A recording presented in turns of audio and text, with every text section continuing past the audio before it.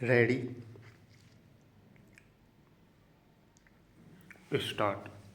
सभापति जी, जब से इस विश्वविद्यालय ने अपना नया रूप धारण किया है, तब से यह पहला अवसर है कि मैं इसके आचार्यों और स्नातकों से अपनी कुछ बात कहने के लिए यहाँ आया हूँ। भारत में जिन विश्वविद्यालयों को इस दृष्टि से कि उनकी स्थापना को अभी पूरे 50 वर्ष भी नहीं हुए हैं, नया कहा जा सकता है, उनमें वाराणसी विश्वविद्यालय को छोड़कर संभवतः यही विश्वविद्यालय सबसे पुराना है। किंतु अभी कुछ ही दिन पहले इसने अपना वर्तमान रूप ग्रहण किया है। इस दृष्टि से यह इन सब नवीन विश्वविद्यालयों में नवीनतम विश्वविद्यालय माना जा सकता है। अभी इसकी परंपराओं की श्रृंखलाएं इतनी कठोर नहीं हो गई हैं कि यह नए पथ पर सरलता से अग्रसर न हो सके। अतः मैं इससे यह आशा करता हूँ कि यह अपनी शिक्षा का ढंग कुछ ऐसा रखेगा जिससे कि यह मानव जीवन की शिक्षा के सब प्रयोजनों को पूरा कर सके। मैं यह कई अवसरों पर और कई स्थानों पर कह चुका हूँ कि हमारी वर्तमान शिक्षा प्रणाली, चाहे वह प्राथमिक विद्यालयों की, माध्यमिक विद्यालयों की अथवा विश्वविद्यालयों की हो, उपरोक्त उद्देश्यों को पूरा करती प्रतीत नहीं होती।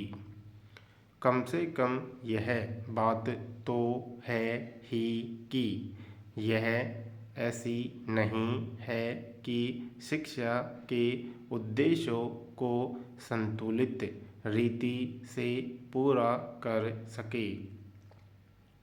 आपकी अनुमति से इस संबंध में मैं आपसे कुछ शब्द कहना चाहता हूँ।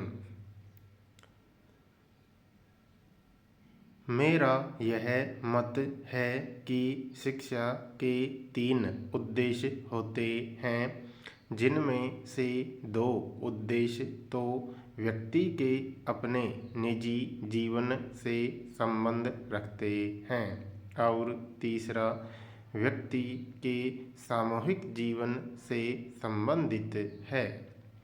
प्रथमतः शिक्षा का यह प्रयोजन है कि वह व्यक्ति की ईश्वर प्रदत्त सहज विवेक बुद्धि की सामर्थ्य और क्षमता को बढ़ाए।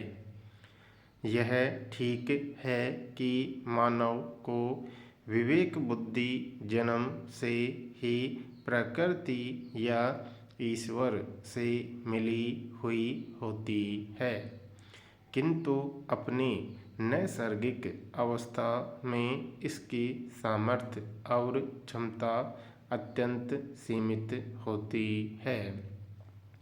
यदि कोई व्यक्ति केवल उसी के सहारे छोड़ दिया जाए तो अपनी देशकाल की सीमाओं के कारण वह उससे न तो अपना ही कोई लाभ उठा सकेगा और न अपने अन्य भाइयों का कोई भला कर सकेगा।